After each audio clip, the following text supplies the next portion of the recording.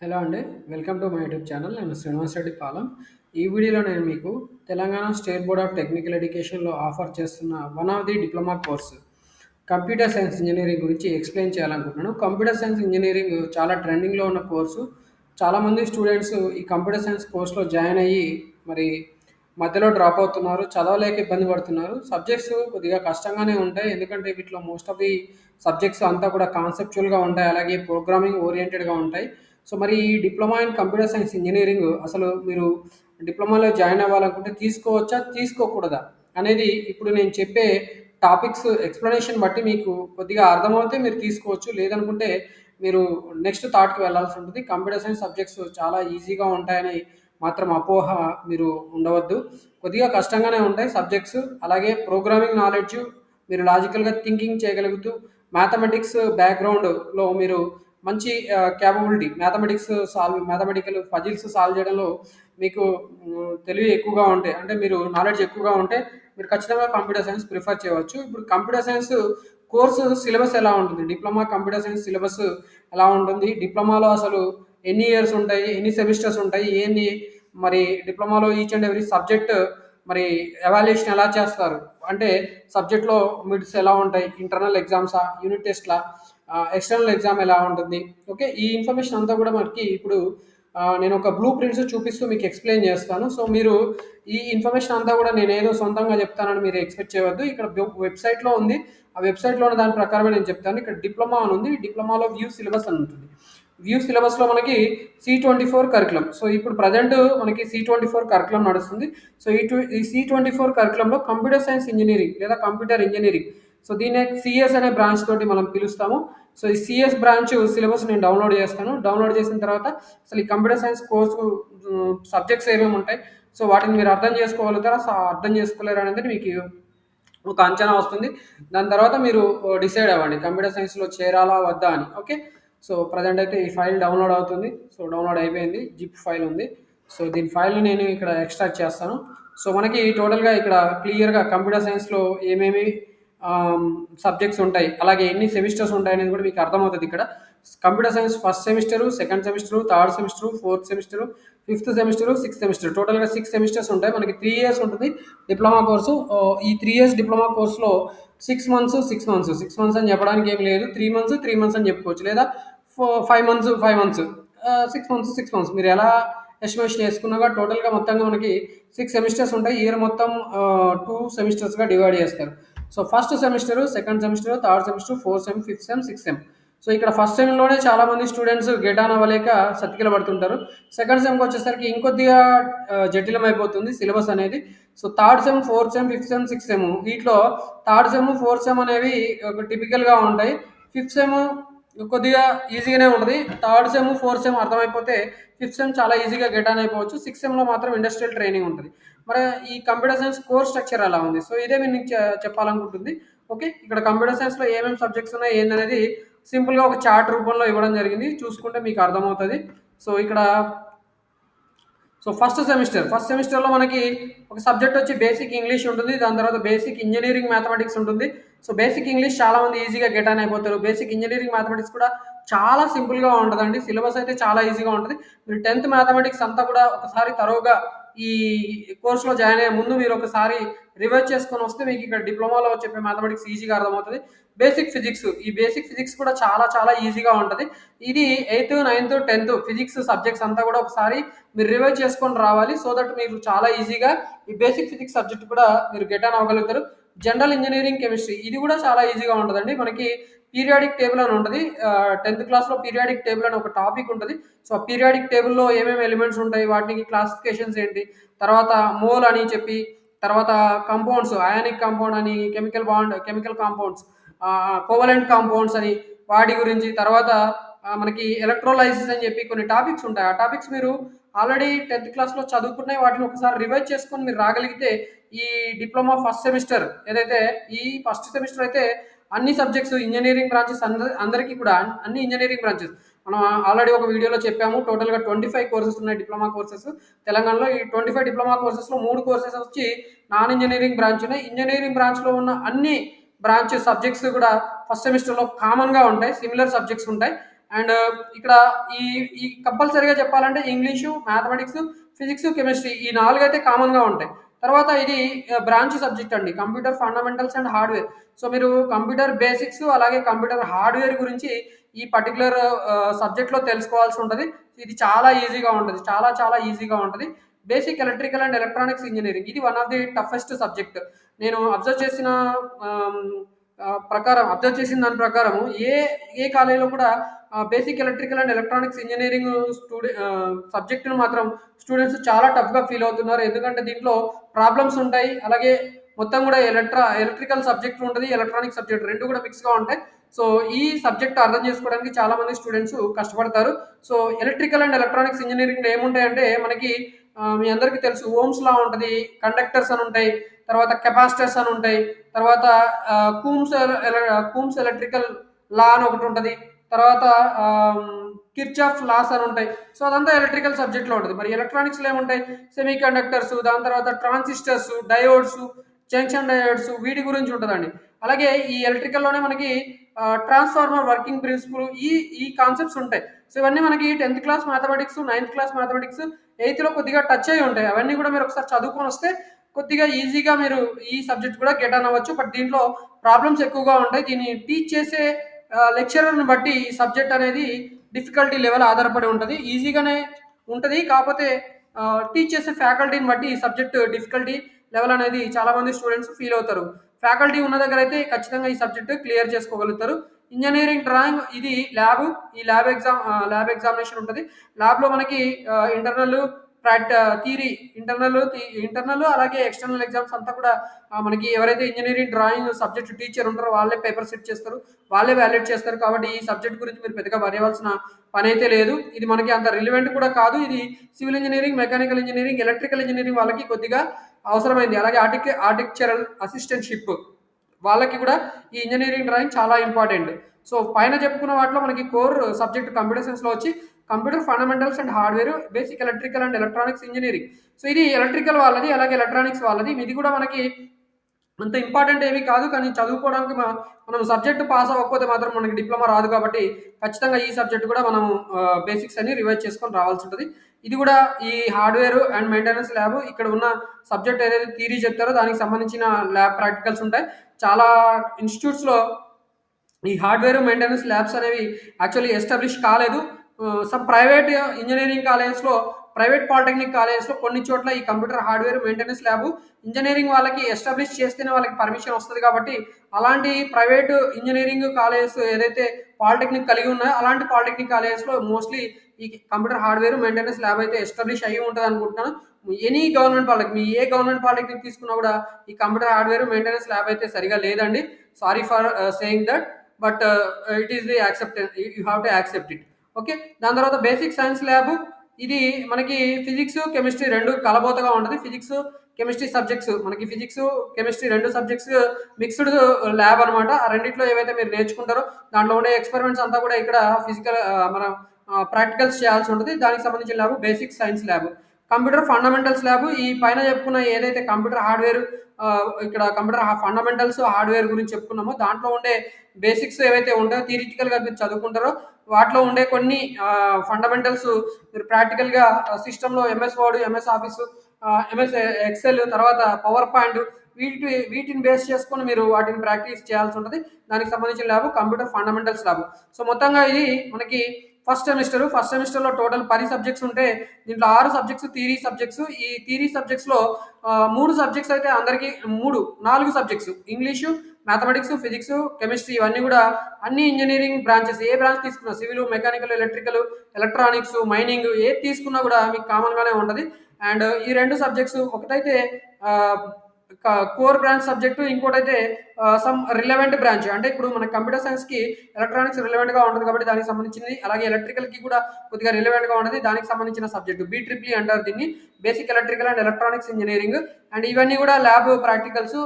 మీరు కాలేజీలో ఫ్యాకల్టీని బట్టి వాళ్ళతో మంచిగా ఉంటే మీ సబ్జెక్ట్స్ క్లియర్ అయిపోతాయండి. ల్యాబ్ ప్రాక్టికల్స్ అలాగే మీరు నేర్చుకోగలుగుతారు కూడా.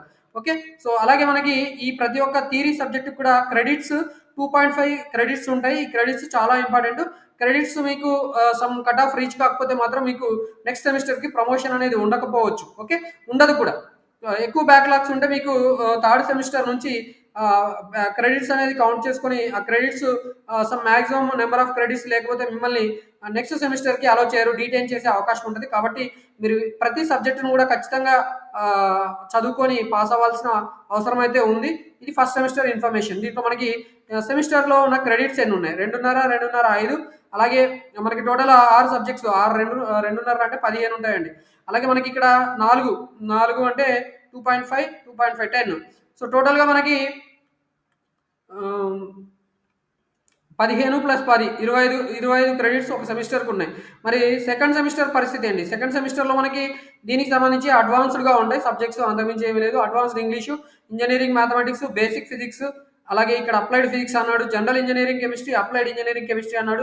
ఈ కంప్యూటర్ ఫండమెంటల్స్, హార్డ్‌వేర్ ప్లేస్‌లో మనకి ప్రోగ్రామింగ్ అని ఇన్ సి అనే ఒక సబ్జెక్ట్ వస్తది. ఇది common to all engineering branches అండి.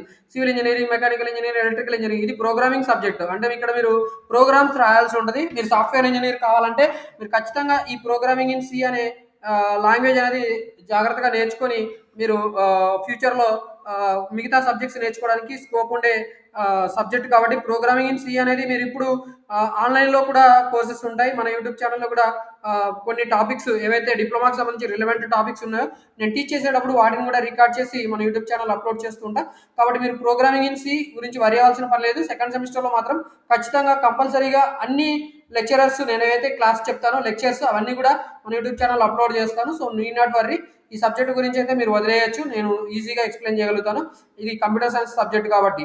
అండ్ వెబ్ టెక్నాలజీస్ ఇది మీది వెబ్ టెక్నాలజీస్ అంటే మీరు వెబ్ పేజెస్ గురించి ఇప్పుడు మనం చూస్తున్న ఈ ఏవైతే ఉన్నాయో ఇవన్నీ కూడా వెబ్ పేజెస్ అండి. ఈ వెబ్ పేజెస్ వర్కింగ్ ఎలా ఉంటది? వాటిని ఎలా డిజైన్ చేస్తారు? దాంట్లో ఏమేమి సాఫ్ట్‌వేర్స్ ఉంటాయి? అవంతా కూడా మనకి ఈ వెబ్ టెక్నాలజీ సబ్జెక్ట్‌లో టీచ్ చేస్తారు. సో మీరు కూడా మీరు 10థ్ క్లాస్‌లో గనుక ఒకవేళ ఏదైనా సీబీఎస్‌ఈ, ఐసీఎస్‌ఈ అలాగే కొన్ని ప్రైవేట్ స్కూల్స్‌లో కూడా ఈ కంప్యూటర్ బేసిక్స్ మీకు ఆల్రెడీ చెప్పి ఉంటారు. అక్కడ హెచ్‌టీఎంఎల్ బేసిక్స్, తర్వాత జావా స్క్రిప్ట్ వాటి గురించి కూడా మీరు చెప్పి ఉంటారు. సో అవన్నీ కూడా మీకు తెలిసుంటే ఈ సబ్జెక్ట్ చాలా ఈజీ అండి. దాని తర్వాత ఇంజినీరింగ్ డ్రాయింగ్ 2 అంటున్నాడు. ఈ ఇంజినీరింగ్ డ్రాయింగ్ 2 అనేది ఆహ్, ఏదైతే మనం డ్రాయింగ్ నేర్చుకుంటామో దానికి కొద్దిగా అడ్వాన్స్‌డ్ టాపిక్స్ ఉంటాయి. దీంట్లో వ్యూస్, ప్రొజెక్షన్స్ అలాగే మనకి ట్రజెక్టరీస్, పాత్స్ గీయడము ఇలాంటి కొన్ని ఇమేజెస్, కొన్ని షేప్స్ గీయడము అలాంటివి ఈ ఇంజినీరింగ్ డ్రాయింగ్ 2లో ఉంటాయి. ఇవంతా కూడా మళ్ళీ నేను ఇందాక చెప్పినట్టే ప్రాక్టికల్ ఎవరైతే లెక్చరర్ ఉంటాడో ప్రాక్టికల్ కండక్ట్ చేసే ఇంజినీరింగ్ డ్రాయింగ్ తీసుకునే ల్యాబ్ తీసుకునే సబ్జెక్ట్ ఎవరైతే టీచ్ చేస్తుంటారో ఆ లెక్చరర్ చేతిలో ఉంటది. కాబట్టి మీరు దీని గురించి కూడా వరి అవ్వాల్సిన పని లేదు. అలాగే వెబ్ టెక్నాలజీస్ ఏదైతే థియరీ నేర్చుకున్నో దాని గురించి మనకి ల్యాబ్ ప్రాక్టికల్ ఉంటుంది. అండ్ అప్లైడ్ సైన్స్ ల్యాబ్ అంటున్నామో ఇక్కడ అప్లైడ్ సైన్స్ ల్యాబ్‌లో కూడా మనం ఏదైతే అప్లైడ్ ఫిజిక్స్, కెమిస్ట్రీ 2 నేర్చుకున్నామో advanced engineering chemistry, applied engineering chemistry, applied physics నేర్చుకున్నామో దానికి సంబంధించిన ఆహ్, ల్యాబ్స్ లేదా ఎక్స్‌పెరిమెంట్స్ ఏవైతే ఉంటాయో వాటి గురించి ఇక్కడ ల్యాబ్ ఉంటది. ఇది కూడా మీరు ఏదైతే కన్సర్న్డ్ సబ్జెక్ట్స్ టీచ్ చేసే లెక్చరర్స్ ఉంటారో వాళ్ళతో మంచిగా ఉంటే వాళ్ళు మిమ్మల్ని ఆహ్, ఆహ్, జాగ్రత్తగా చూసుకుంటారు. అలాగే మీరు సబ్జెక్ట్ కూడా గెట్ అవ్వచ్చు. ప్రోగ్రామింగ్ ఇన్ సి ల్యాబ్ ఇక్కడ మీరు ఏదైతే programming in C subject theory నేర్చుకుంటారో దానికి సంబంధించిన ప్రాక్టికల్, దాని ప్రాక్టీస్ అంతా కూడా మీరు ఈ సబ్జెక్ట్ నేర్చుకునే దాన్ని బట్టి మీరు ల్యాబ్‌లో చేయాల్సి ఉంటది. అది ప్రోగ్రామింగ్ ఇన్ సి ల్యాబ్. ఇది కూడా చాలా ఈజీగా ఉంటది. దీన్ని ఎలా ఎగ్జిక్యూట్ చేయాలి ఏంటనేది కూడా మన యూట్యూబ్ ఛానెల్ ఆల్రెడీ వీడియోస్ రూపంలో ప్రొవైడ్ చేశాను. నెక్స్ట్ మనకి సెకండ్ సెమిస్టర్‌లో కూడా నేను మళ్ళీ కూడా ఎక్స్‌ప్లెయిన్ చేస్తాను. సో క్రెడిట్స్ కూడా సేమ్ అండి. అన్ని సబ్జెక్ట్స్‌కి కూడా 2.5 క్రెడిట్స్ ఉంటాయి. అన్ని ఏవైతే ల్యాబ్స్ ఉన్నాయో వాటన్నిటికి కూడా 1.25 క్రెడిట్స్. అంటే మనకిక్కడ టీచింగ్ వర్క్ లోడ్ కూడా డివైడ్ అవుతది. ఇది 100 పీరియడ్స్ తీసుకుంటే దీంట్లో 50 పీరియడ్స్ మాత్రమే తీసుకుంటారు. కాబట్టి టీచింగ్‌కి థియరీ సబ్జెక్ట్స్‌కి ఎక్కువగా ఫోకస్ పెడతారు. ఇది మీరు అర్థం చేసుకుంటారనుకుంటున్నాను. అండ్ థర్డ్ సెమిస్టర్‌లో మనకి అప్లైడ్ ఇంజినీరింగ్ మ్యాథమెటిక్స్ ఇక్కడ మనకి ఇంజినీరింగ్ ఇంగ్లీష్ అనేది పోయిందండి. ఇంగ్లీష్ సబ్జెక్ట్ తీసేశారు. దీని ప్లేస్‌లో మనకి అప్లైడ్ ఇంజినీరింగ్ మ్యాథమెటిక్స్ వస్తుంది. అండ్ దాని తర్వాత మనకి డిజిటల్ ఎలక్ట్రానిక్స్. ఈ డిజిటల్ ఎలక్ట్రానిక్స్ అనేది మనకి ఇందాక చెప్పుకున్న బేసిక్ ఎలక్ట్రికల్ ఎలక్ట్రానిక్స్ సబ్జెక్ట్ ఏదైతే ఉందో దాంట్లో ఉండే డయోడ్స్, ట్రాన్సిస్టర్స్ వాటి వర్కింగ్ ఎలా ఉంటది వాటి గురించి మనం చెప్పుకుంటామని చెప్పాం కదా!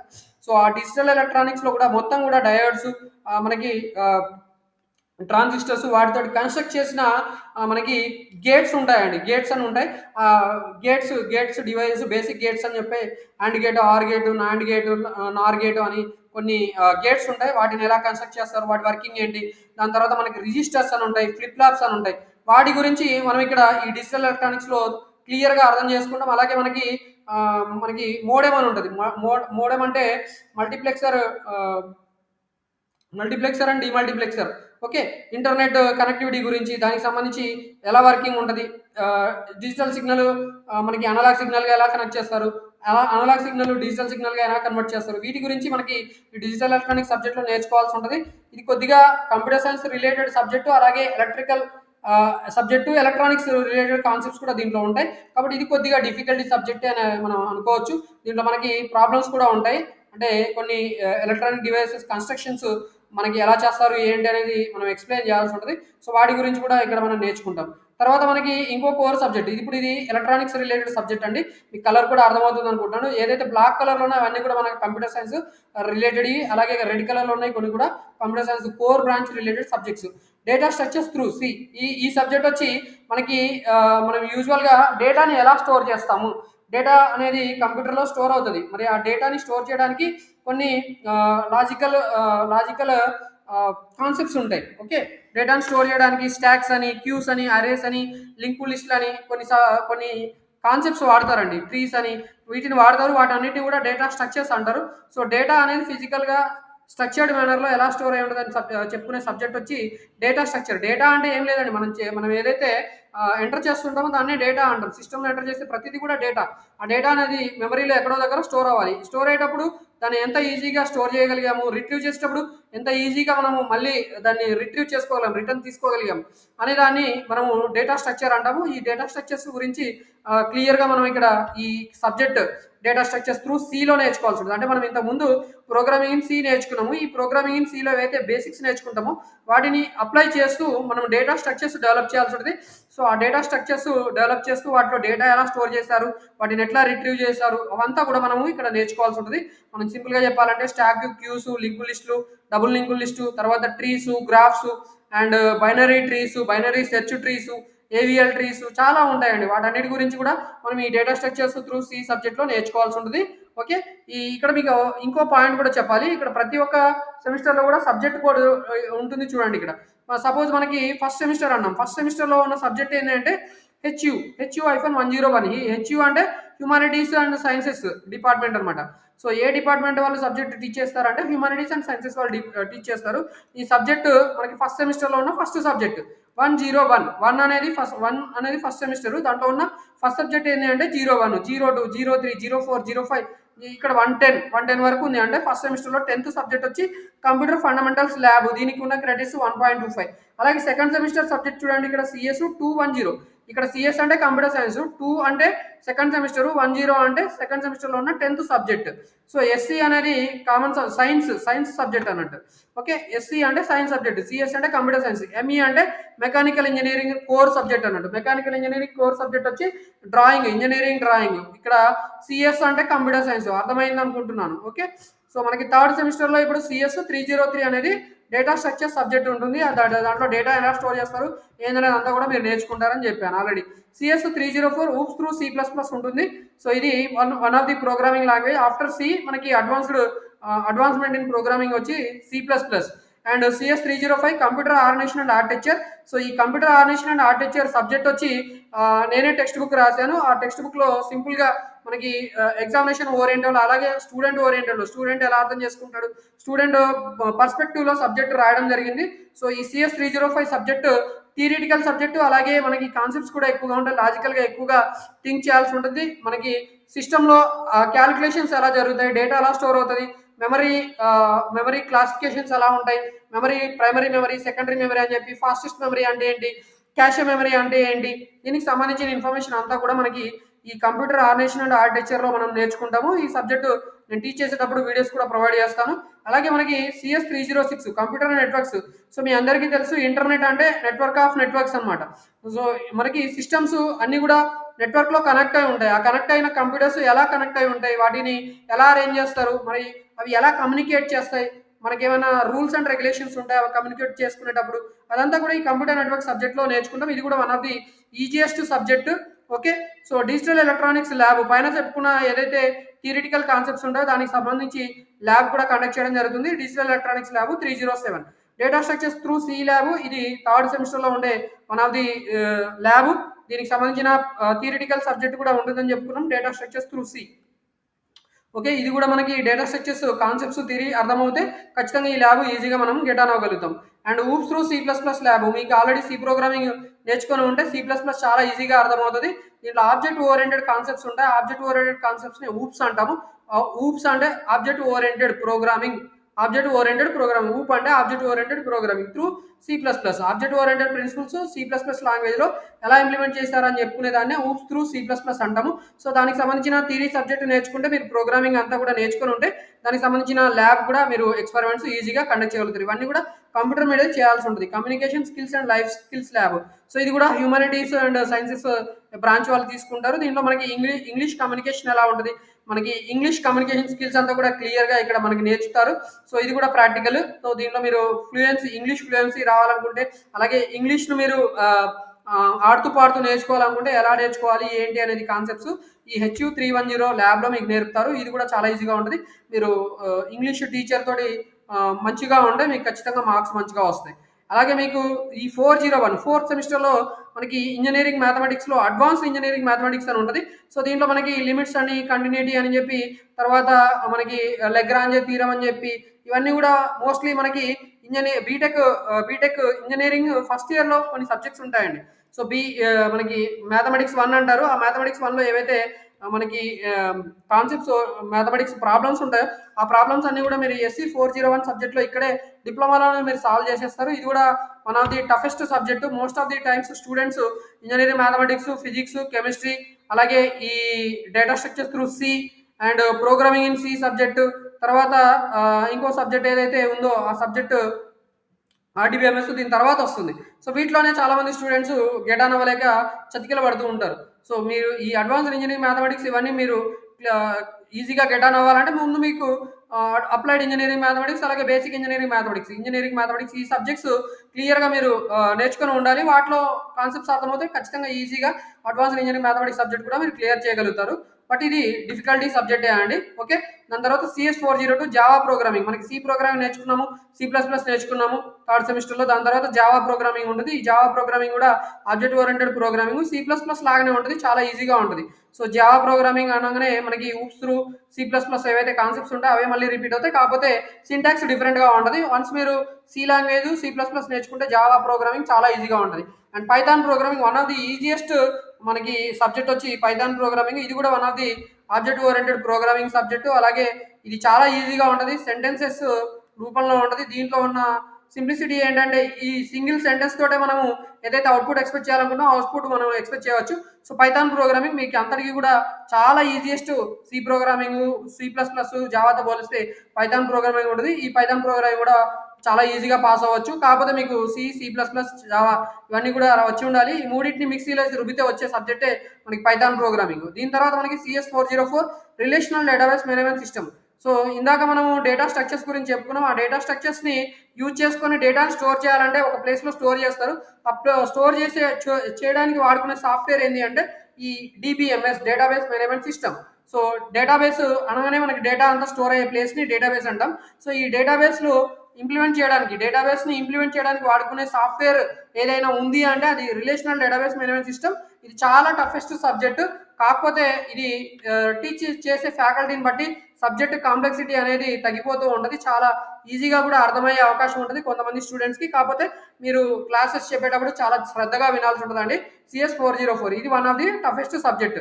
RDBMS దీంట్లో నేను చెప్పాలంటే నాకు బీటెక్లో 28 + 12 మార్క్స్ వచ్చాయండి. 40 మార్క్స్ తోటి నేను పాస్ అయ్యాను. 100 మార్క్స్కి 40 మార్క్స్ వస్తే పాస్ అవుతారు బీటెక్లో. నాకు ఆ 40 మార్క్స్ తోటే నేను పాస్ అయిన సబ్జెక్టు.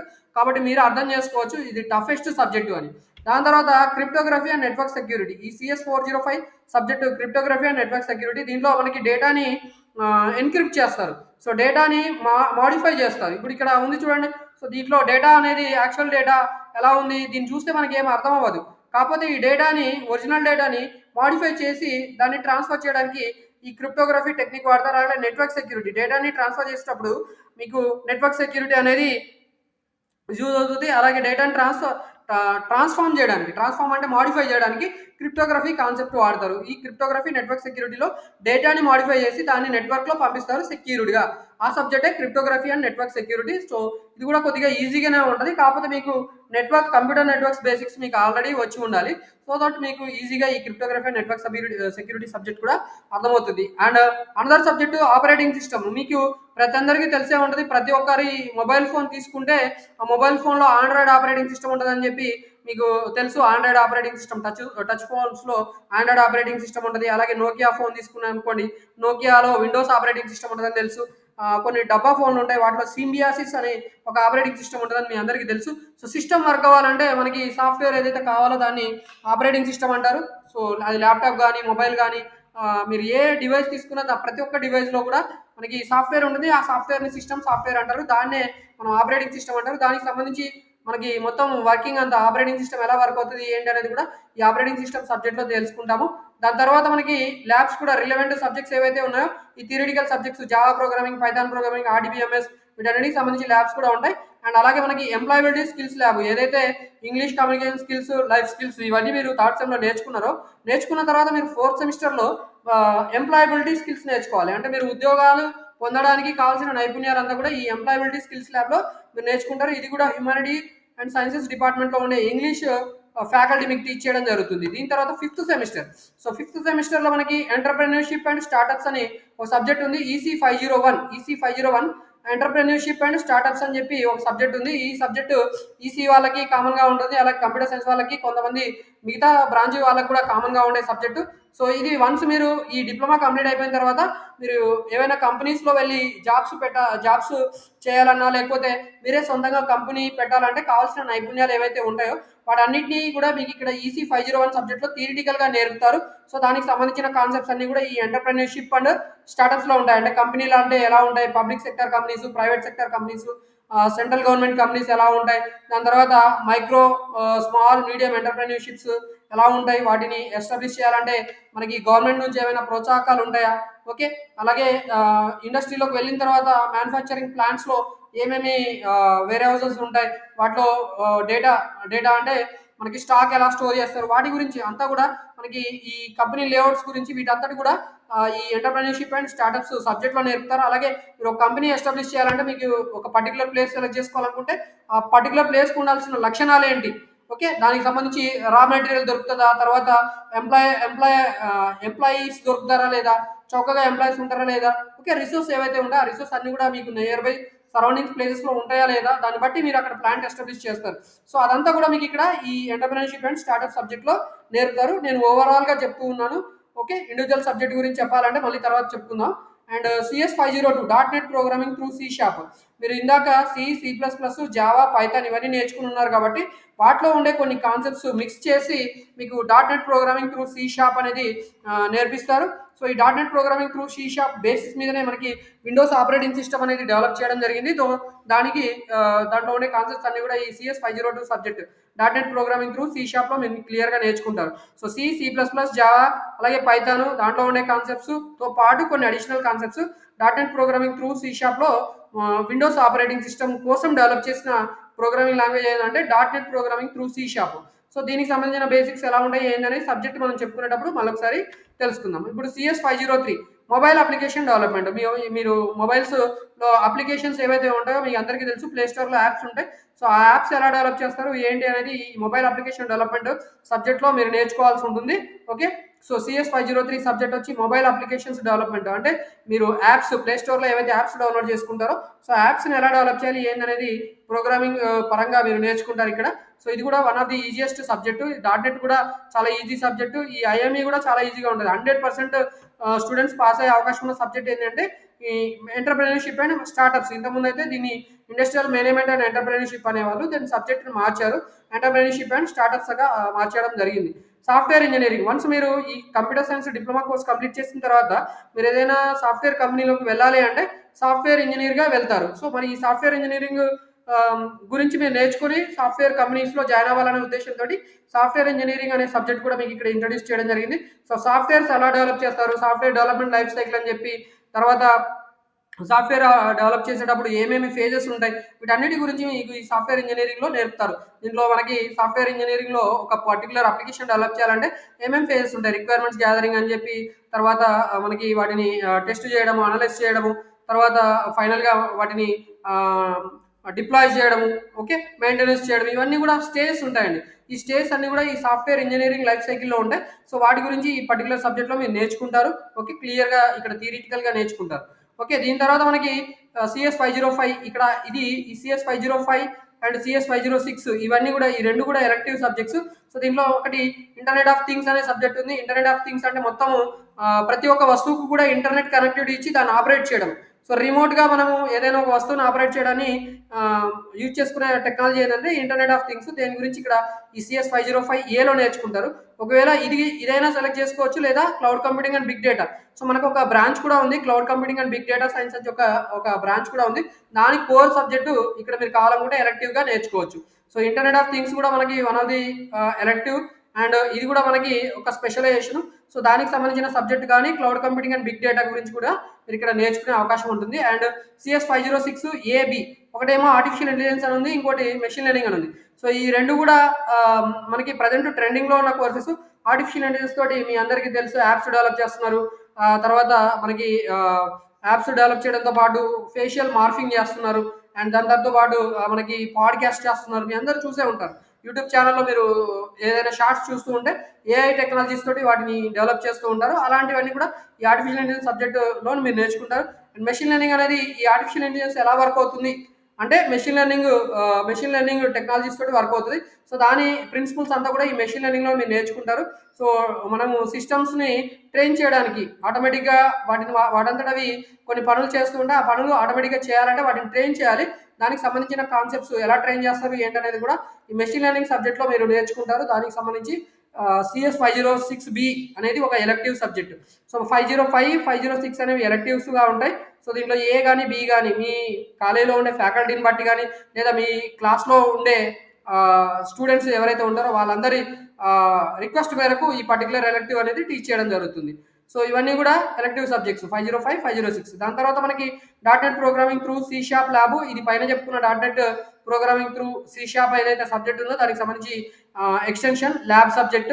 అలాగే మొబైల్ అప్లికేషన్ డెవలప్మెంట్ దీంట్లో ఆండ్రాయిడ్ ప్రోగ్రామింగ్ నేర్చుకుంటారండి. సింపుల్‌గా చెప్పాలంటే ఈ మొబైల్ అప్లికేషన్ డెవలప్మెంట్‌లో మీరు ఆండ్రాయిడ్ ప్రోగ్రామింగ్ నేర్చుకుంటారు. అంటే మీరు యాప్స్ డెవలప్ చేయడానికి ఆండ్రాయిడ్ సాఫ్ట్‌వేర్ వాడతారు. ఆ ఆండ్రాయిడ్ సాఫ్ట్‌వేర్ గురించి సింపుల్‌గా మీరు ఇక్కడ నేర్చుకుంటారు. ఈ ఆండ్రాయిడ్ సాఫ్ట్‌వేర్ థియరిటికల్‌గా నేర్చుకున్న దాన్ని మీరు ప్రాక్టికల్‌గా ల్యాబ్‌లో చేస్తారు. అదే 508 సబ్జెక్టు మొబైల్ అప్లికేషన్ డెవలప్మెంట్. దీన్నే మనం మ్యాడ్ ల్యాబ్ అంటాం. CS509 web programming using PHP lab. So, ఇక్కడ మనకి థియరిటికల్‌గా సబ్జెక్ట్ అయితే లేదు. కాకపోతే PHP అనేది ఒక ప్రోగ్రామింగ్ లాంగ్వేజ్. ఓకే. ఇక్కడ PHP గురించి మీకు ఇక్కడ చెప్తాను చూడండి. So, PHP hyper text pre processor. Hyper text pre processor అంటే వెబ్ పేజెస్‌ని ప్రాసెస్ చేయడానికి వాడుకునే one of the programming language వచ్చి వెబ్ పేజెస్. అంటే మనం ఏదైతే ఇప్పుడు చూస్తున్నామో ఇవన్నీ కూడా వెబ్ పేజెస్. ఈ వెబ్ పేజెస్‌ని ప్రాసెస్ చేయడానికి వాడుకునే one of the programming language వచ్చి PHP hyper text pre processor language. So, ఈ ఈ PHPని యూజ్ చేస్తూ వెబ్ ప్రోగ్రామింగ్ ఎలా చేస్తారు ఏంటనేది ప్రాక్టికల్‌గా మీరు ఇక్కడ CS509లో నేర్చుకోవాల్సి ఉంటుంది. తర్వాత మీరు ఇప్పటివరకు ఏదైతే ఈ first semester, second semester, third, fourth, fifth సెమిస్టర్‌లో నేర్చుకున్నారో వాటన్నిటిలో మీకు నచ్చిన ప్రోగ్రామింగ్ లాంగ్వేజ్ యూజ్ చేస్తూ మీరు ఒక ప్రాజెక్ట్ డెవలప్ చేయాల్సి ఉంది. దానికి సంబంధించిన సబ్జెక్ట్ కోడ్ వచ్చి ప్రాజెక్ట్ వర్క్. ఇది CS510 అనే సబ్జెక్ట్. ఓకే. సో, దీని తర్వాత మనకి ఒక పూర్తి సెమిస్టర్ ఇండస్ట్రియల్ ట్రైనింగ్ ఉంటుంది. ఈ ఇండస్ట్రియల్ ట్రైనింగ్‌కి 20 క్రెడిట్స్ ఉన్నాయండి. దీని సబ్జెక్ట్ కోడ్ వచ్చి 601. ఇక్కడ మిమ్మల్ని ఇండస్ట్రీకి పంపించి ఆ ఇండస్ట్రీలో మీరు కొన్ని రియల్ టైమ్ ప్రాజెక్ట్స్ మీద వర్క్ చేసేటట్టు మీకు ఇండస్ట్రియల్ ట్రైనింగ్ అనేది ఇవ్వడం జరుగుతుంది. కంప్యూటర్ సైన్స్ వాళ్ళకైతే మోస్ట్‌లీ మనకి సాఫ్ట్‌వేర్ కోర్సెస్ నేర్పియడము, దాని తర్వాత ఏవైనా చిన్న చిన్న కంపెనీస్ ఉంటే వాటిలో ఇంటర్న్స్‌గా పనిచేసి ఏదైనా అప్లికేషన్స్ డెవలప్ చేయడము, ఆ అప్లికేషన్ డెవలప్ చేసిన తర్వాత కాలేజ్‌కొచ్చి మీరు డెవలప్ చేసిన అప్లికేషన్‌ని డెమాన్‌స్ట్రేట్ చేసి మీరు దాంట్లో ఈ సబ్జెక్ట్ ఏదైతే 601 సబ్జెక్ట్ ఉందో ఈ సబ్జెక్ట్‌లో మీరు పాస్ కావాల్సి ఉంటుంది. సో, ఇది మనకి కంప్యూటర్ సైన్స్ సబ్జెక్ట్‌కి సంబంధించిన పూర్తి సబ్జెక్ట్స్ ఇన్ఫర్మేషన్. ఇక్కడ మీకు 6 థియరీ సబ్జెక్ట్స్ ఉంటాయి. అలాగే 4 ల్యాబ్స్ ఉంటాయండి. అలాగే మీకు ఇండస్ట్రియల్ ట్రైనింగ్ కూడా ఉంటది. ఇండస్ట్రియల్ ట్రైనింగ్ వచ్చి 20 క్రెడిట్స్ ఉంటాయి. మిగతా అన్ని సెమిస్టర్స్ కూడా 25 క్రెడిట్స్ ఉంటాయి. సో, ఇక్కడ 25/4 అంటే మనకి 25/5 సెమిస్టర్స్ కాబట్టి 125. ఓకే. 125 ప్లస్ మనకి 145 టోటల్ క్రెడిట్స్ ఉంటాయి. ఈ 145 టోటల్ క్రెడిట్స్‌లో మీరు ఖచ్చితంగా 145 క్రెడిట్స్ పొందితేనే మీరు ఈ diploma in computer science complete చేసినట్టు అవుతుంది. అలాగే మీరు ఫర్దర్‌గా బీటెక్ సైడ్ వెళ్ళాలనుకుంటే మీరు ఈ డిప్లొమా సబ్జెక్టు అన్నీ కూడా పాస్ అయ్యి ఉండాలి. దీంట్లో హార్డ్ సబ్జెక్ట్స్ గురించి మరొకసారి స్ట్రెస్ చేస్తాను. సో, వెరీ ఫస్ట్ మీరు డిప్లొమా ఇన్ కంప్యూటర్ సైన్స్‌లో ఎంటర్ కాగానే మీకు హార్డ్గా అనిపించే సబ్జెక్ట్స్ వచ్చి మనకి basic electrical and electronics engineering. ఇది one of the toughest. Second సెమిస్టర్లో వచ్చి మీకు టఫెస్ట్గా ఉండేది ఏంటంటే ప్రోగ్రామింగ్ ఇన్ సి. ఓకే, ఇది ఆల్రెడీ కంప్యూటర్ సైన్స్ స్టూడెంట్స్ అయితే కొద్దిగా ఈజీగానే గెట్ ఆన్ అవ్వగలుగుతారు. బట్ మనకి మిగతా బ్రాంచెస్ వాళ్ళకైతే ప్రోగ్రామింగ్ ఇన్ సి కష్టంగా ఉంటుంది. థర్డ్ సెమిస్టర్లో మీకు applied engineering mathematics one of the toughest subject. తర్వాత computer architecture and organisation and architecture, ఇది కూడా కొద్దిగా కష్టంగా ఉంటుంది. డేటా స్ట్రక్చర్స్ త్రూ సి, ఇక్కడ 3 సబ్జెక్ట్స్ హార్డ్గా ఉంటాయి. థర్డ్ సెమిస్టర్లో మీకు 3 టఫ్గా ఉంటాయి. అప్లైడ్ ఇంజనీరింగ్ మ్యాథమెటిక్స్, దాని తర్వాత హోప్స్ త్రూ data structures through C and computer organisation and architecture, ఈ 3 కష్టంగా ఉంటాయి. అండ్ ఫోర్త్ సెమిస్టర్లో మీకు టఫ్గా ఉండేది వచ్చి ఆర్డిబిఎంఎస్, దీని తర్వాత క్రిప్టోగ్రఫీ అండ్ నెట్వర్క్ సెక్యూరిటీ, ఈ 2 కష్టంగా ఉంటాయండి. అండ్ ఫిఫ్త్ సెమిస్టర్లో మీకు టఫ్గా ఉండే సబ్జెక్ట్ వచ్చి ఇక్కడ internet of things, cloud computing, big data, ఇది కష్టంగా ఉంటుంది. అలాగే ఆర్టిఫిషియల్ ఇంటెలిజెన్స్, మెషిన్ లెర్నింగ్, ఇది కూడా కష్టంగానే ఉంటుంది. Some of the students they feel difficulty in dot net programming through C sharp. ఇక్కడ 3 సబ్జెక్ట్స్ టఫ్గా ఉంటాయి. ఈ టఫ్ సబ్జెక్ట్స్ మీద మీరు ముందుగానే బేసిక్స్ నేర్చుకొని వస్తే ఖచ్చితంగా డిప్లొమా ఇన్ కంప్యూటర్ సైన్స్ అనేది చాలా ఈజీగా మీరు గెట్ ఆన్ అవ్వగలుగుతారు. అండ్ వన్స్ మీరు డిప్లొమా ఇన్ కంప్యూటర్ సైన్స్లో అన్ని సబ్జెక్ట్స్ క్లియర్ చేయగలిగితే ఖచ్చితంగా ఈ సెట్లో కూడా, ఈ సెట్ అనేది మనకి బీఈ బీటెక్ సెకండ్ ఇయర్లో జాయిన్ అవ్వడానికి అవకాశం ఉండే ఎంట్రన్స్ ఎగ్జామినేషన్. సో ఆ బీఈ బీటెక్ సెకండ్ ఇయర్లో మీరు జాయిన్ అవ్వాలనుకుంటే మీరు ముందుగా ఈ 6 సెమిస్టర్స్లో ఉన్న కష్టమైన సబ్జెక్ట్స్ ఏవైతే ఉంటాయో ఆ కష్టమైన సబ్జెక్ట్స్ నుంచే మనకి ఎంట్రన్స్ ఎగ్జామినేషన్, ఈ సెట్ ఎంట్రన్స్ ఎగ్జామినేషన్లో క్వశ్చన్స్ అడుగుతారు. కాబట్టి మీరు ఖచ్చితంగా ఈ సబ్జెక్ట్స్ మీద నాలెడ్జ్ సంపాదించుకుంటే ఈ సెట్లో కూడా మంచి ర్యాంక్ తోటి మీరు మంచి కాలేజీలో ఖచ్చితంగా సీట్ పొందవచ్చు బీఈ బీటెక్లో. తద్వారా మీరు ఖచ్చితంగా మంచి కంపెనీస్, సాఫ్ట్వేర్ కంపెనీస్లో జాబ్స్ పొందే అవకాశం కూడా ఉంటుంది. సో ఇది మనకి డిప్లొమా కంప్యూటర్ సైన్స్ పూర్తి course structure. Okay, so each and every theory సబ్జెక్ట్కి 100 మార్క్స్ ఉంటాయి. అలాగే ప్రాక్టికల్ సబ్జెక్ట్ కూడా 100 మార్క్స్ ఉంటాయి. సో థియరీ సబ్జెక్ట్కి మనకి ఎగ్జామినేషన్ అనేది ఫస్ట్ సెమిస్టర్ కానీ ఏ సెమిస్టర్ కానీ తీసుకున్నా కూడా ముందుగా 20 మార్క్స్కి ఇంటర్నల్ ఎగ్జామినేషన్ కండక్ట్ చేస్తారు. తర్వాత మళ్ళీ 20 మార్క్స్కి ఇంటర్నల్ ఎగ్జామినేషన్ కండక్ట్ చేస్తారు. దాని తర్వాత 40 మార్క్స్కి ఎక్స్టర్నల్ ఎగ్జామినేషన్ ఉంటుంది. ఇంటర్నల్ మార్క్స్ మనకి ఈచ్ అండ్ ఎవ్రీ సబ్జెక్ట్లో కూడా 6 చాప్టర్స్ ఉంటాయి. సో ఫస్ట్ 2 చాప్టర్లు ఫస్ట్ మిడ్ లేదా ఫస్ట్ యూనిట్ టెస్ట్లో మీకు ఎగ్జామినేషన్ కండక్ట్ చేస్తారు. అది కూడా బోర్డు నుంచే పేపర్ వస్తుంది. దాని తర్వాత సెకండ్ యూనిట్ టెస్ట్ లేదా సెకండ్ మిడ్ కూడా 20 మార్క్స్ పేపర్ ఉంటుంది. అది కూడా థర్డ్ 4th చాప్టర్స్ నుంచి ఉంటుంది. తర్వాత 5-6 చాప్టర్స్ నుంచి 20 మార్క్స్ ప్లస్ 1, 2, 3, 4 చాప్టర్స్ నుంచి మీకు మిగతా 20 మార్క్స్ తోటి 40 మార్క్స్ టోటల్గా ఎండ్ సెమిస్టర్ ఎగ్జామినేషన్ కండక్ట్ చేస్తారు. ఇదంతా కూడా మళ్ళీ ఒకసారి మళ్ళొక వీడియోలో మీకు నేను ఎక్స్ప్లెయిన్ చేస్తాను. మొత్తానికైతే డిప్లొమా ఇన్ కంప్యూటర్ సైన్స్లో ఏమేమి సబ్జెక్ట్స్ ఉంటాయి, ఏంటనే మీరు ఇక్కడ నేర్చుకున్నారు. ఇవన్నీ కూడా మీకు ఒక ఓవర్వ్యూ వచ్చిందే. ఒకవేళ మీకు ఏవైనా సబ్జెక్ట్స్ డిఫికల్ట్గా ఉంటే ఓకే, మీరు సెకండ్ ఒపీనియన్కి వెళ్ళవచ్చు. కొన్ని బ్రాంచెస్ ఉంటాయి. ఆ బ్రాంచ్కి సంబంధించిన సబ్జెక్ట్స్ వాటిలో ఏమేమి కాన్సెప్ట్స్ ఉంటాయి ఏంటనేది కూడా మరొక వీడియోలో మనం ఎక్స్ప్లెయిన్ చేసుకుందాం. ఇదైతే డిప్లొమా ఇన్ కంప్యూటర్ సైన్స్ సంబంధించిన పూర్తి సమాచారం. ఇన్ఫర్మేషన్ మీకు నచ్చితే ఖచ్చితంగా వీడియో లైక్ చేయండి. అలాగే వేరే వాళ్ళకి కూడా షేర్ చేయండి. అలాగే మన యూట్యూబ్ ఛానల్లో పూర్తిగా డిప్లొమాకి సంబంధించిన అన్ని courses information, diploma examination pattern ఎలా ఉంటుంది, తర్వాత మీకు డిఫికల్టీ సబ్జెక్ట్స్ ఏవైతే ఉంటాయో ఆ డిఫికల్టీ సబ్జెక్ట్స్ని ఎలా సాల్వ్ చేసుకోవాలి, ఏంటి వాటిని ఎలా అర్థం చేసుకొని చదువుకోవాలి, ఓకే, అంతా కూడా మన యూట్యూబ్ ఛానల్లో వీడియోస్ రూపంలో అప్లోడ్ చేయడం జరుగుతుంది. కాబట్టి మన యూట్యూబ్ ఛానల్ని సబ్స్క్రైబ్ చేసుకొని ఖచ్చితంగా మీరు డిప్లొమా కంప్లీట్ చేసుకోవచ్చు. కాబట్టి సబ్స్క్రైబ్ చేసుకుంటారని ఆశిస్తున్నాను. Thanks for watching this video. Wish you all the best for your admissions in diploma and your career.